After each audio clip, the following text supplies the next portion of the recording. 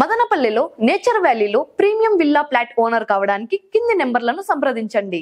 Welcome to Suman TV. నేను వినయ్. ఉమ్మడి ఆంధ్రప్రదేశ్ మాజీ ముఖ్యమంత్రి వర్యులైనటువంటి వైఎస్ రాజశేఖర్ రెడ్డి గారి 16వ వర్ధంతి వేడుకలు అనేక చోట్ల వైభవంగా జరుగుతున్నాయి. అన్నమయ్య జిల్లా నిమ్మనపల్లి మండలంలో కొమ్మేపల్లి శ్రీనివాసుల నేతృత్వంలో మండల నాయకులందరూ కలిసి వైఎస్ఆర్ విగ్రహానికి నివాళులు అర్పించారు. అనంతరం గుళ్ళో పూజలు చేసి ఆయన ఆత్మకు శాంతి చేకూరాలని కోరారు. అగ్రహారం పంచాయతీలో సర్పంచ్ ఉషారాణి, జి శ్రీనివాసులు, రామారావు గార్ల నేతృత్వంలో వైఎస్ఆర్ విగ్రహానికి పూలమాలలు వేసి నివాళులు అర్పించారు. ప్రజలందరూ ఆయనను స్ఫూర్తిగా తీసుకొని క్రమశిక్షణ మార్గంలో నడవాలని వారు తెలిపారు.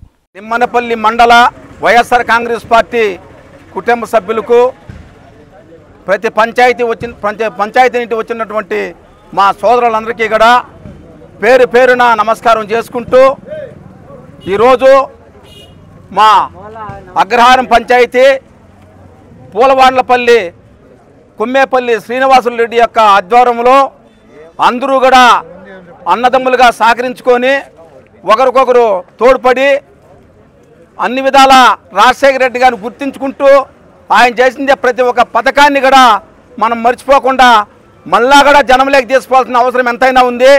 ఈరోజు జనం అయితే ఎక్కడ కానీ, ఏ పల్లెలో కానీ, ఏ అక్క చెల్లి కానీ, ఏ అన్నదమ్ముడు కానీ ఆయన పెట్టినటువంటి పథకాలను అంతా చెప్పుకుంటూ ఉన్నారు తప్ప ఆయన దూషించిన పాపాన్ని ఎవరు పోలేదు.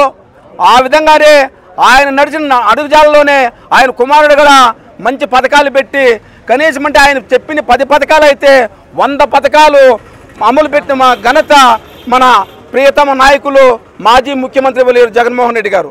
ఆయన కడుపును పుట్టిన దానికి ఆయన అడుగుజాలలో ఆయన ఖచ్చితంగా మళ్ళీ నడుస్తాడు. ఆయన మళ్ళా మనమందరం కూడా ముఖ్యమంత్రిగా చూసి ప్రతి ఒక్క విషయాన్ని, ప్రతి ఒక్క కష్టాన్ని కూడా ప్రతి ఒక్క కార్యకర్త పంచుకునేదానికి ఆయన అన్ని విధాలు సిద్ధంగా ఉన్నాడు.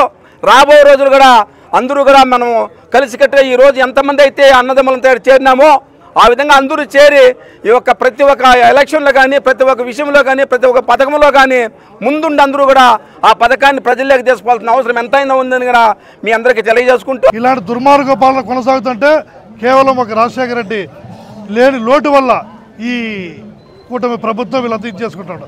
ఆ మహానేత పెట్టిన ఎన్నో సంక్షేమ పథకాలు 108 అయితేమి, ఆరోగ్యశ్రీ అయితేమి, మైనార్టీకి 4% రిజర్వేషన్లు అయితేనేమి, పేద ప్రజలకు ఫీజు రీయింబర్స్ కానీ, ఉచిత చదువులు కానీ, ఈరోజు ఆ చదువుల్లో పేద ప్రజలంతా ఎన్నో ఉన్నతమైన స్థలాల్లో పోయి మంచి చదువు ఉన్నత స్థలాలకు వెళ్ళి వాళ్ళ కుటుంబాన్ని ఎంత చక్కగా చూసుకుంటూ ఎంత ప్రయోజనం అవుతారని చెప్పేసి ఈరోజు అందరికీ చాలా మంది మన ప్రియతమ నాయకుల్ని తలుచుకొని రోజంటూ లేదు.